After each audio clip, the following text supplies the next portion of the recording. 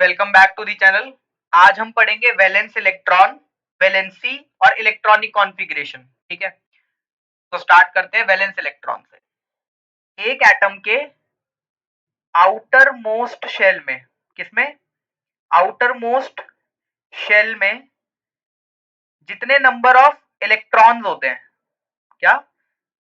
जितने number of electrons होते हैं वो किसके इक्वल होता है? वैलेंस इलेक्ट्रॉन के।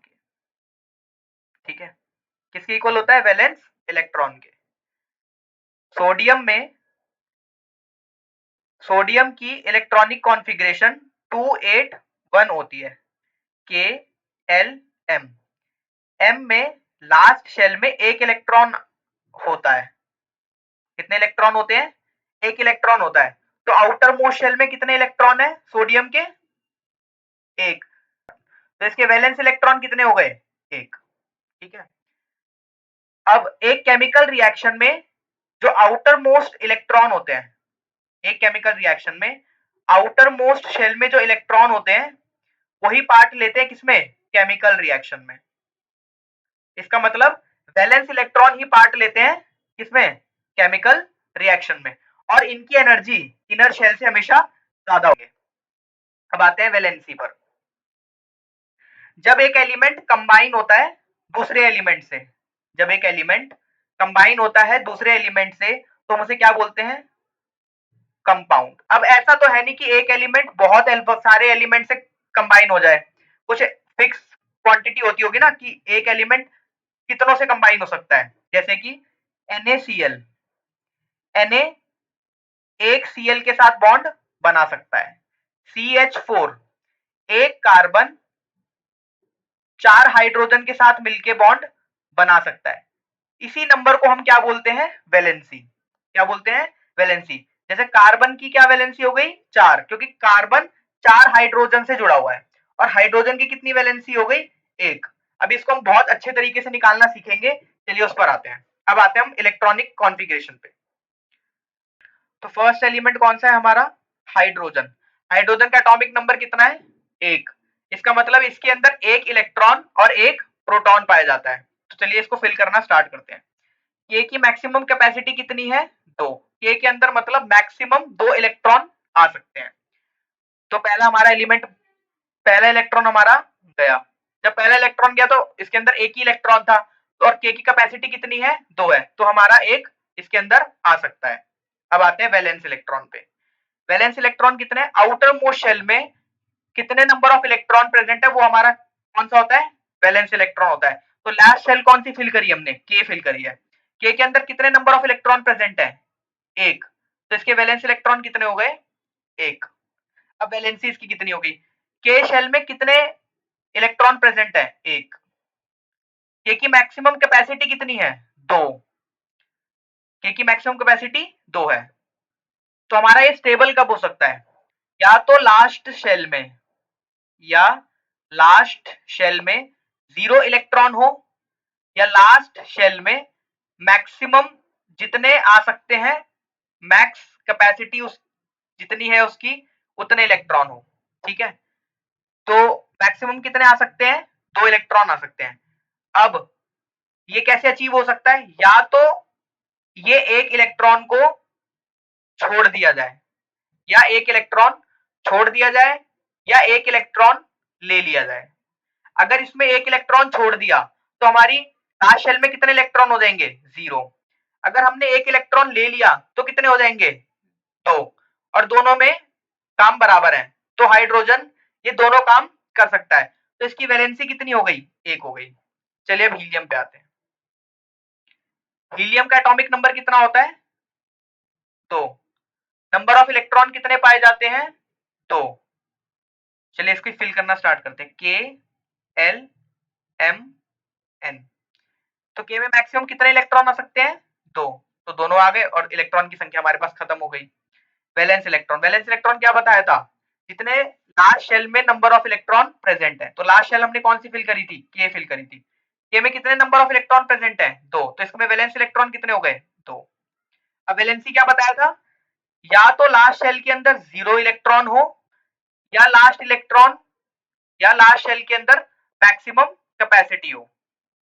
ठीक है, तो K के अंदर कितने इलेक्ट्रॉन है? 2, और K में की मैक्सिमम कैपेसिटी भी कितनी है? 2, तो इसकी वैलेंसी कितनी हो गई?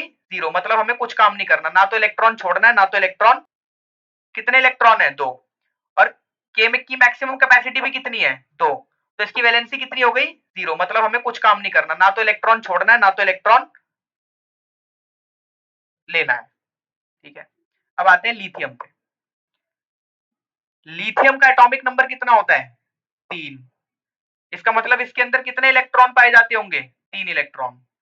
के, एल, एम, एन। के अंदर मैक्सिमम कितने इलेक्ट्रॉन आ सकते हैं? 2 आ सकते हैं, तो 2 हमने भर दिया। अब कितने बचे? 1 बचा। और एल के अंदर कितने आ सकते हैं? 8 आ सकते हैं, तो हाँ भाई हम इसके अंदर फिल कर सकते हैं। तो 2 और 1 3। ये हमारी इलेक्ट्रॉनिक कॉन्फ़िगरेशन किसकी है? लिथियम की है। किसकी है? लिथियम की है।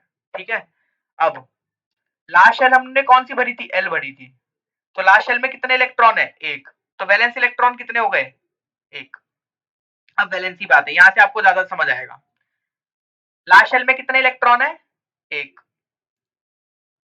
ये लास्ट शेल में ऐसा क्या करें कि 0 इलेक्ट्रॉन हो जाए? या तो 1 इलेक्ट्रॉन निकाल दो।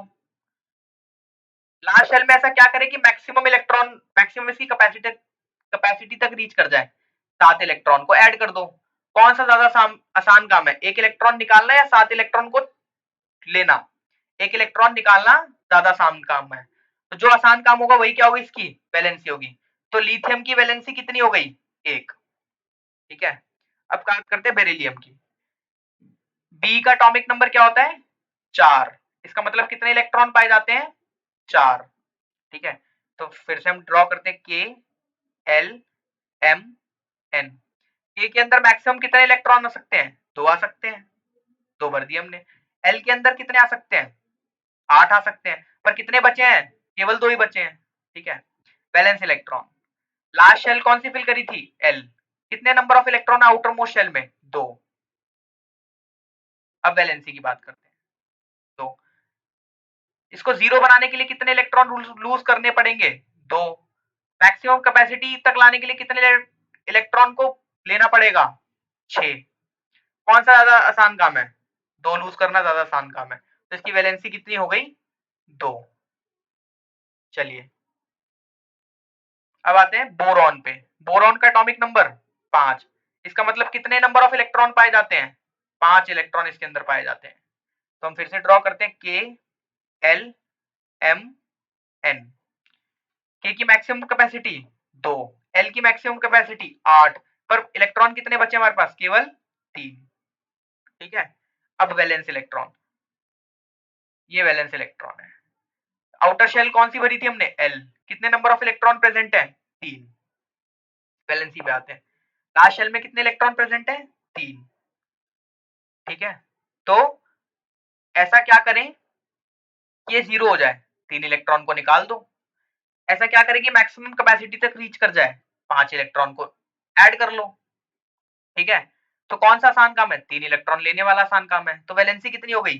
3। आसान है ना बहुत। अब आते हैं कार्बन पर।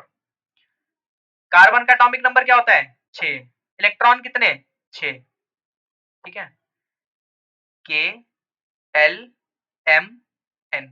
के की मैक्सिमम कैपेसिटी 2, एल की मैक्सिमम कैपेसिटी 8, पर बच्चे कितने हैं हमारे पास? 4 ही भरने को बचे हैं। वैलेंस इलेक्ट्रॉन पे आते हैं।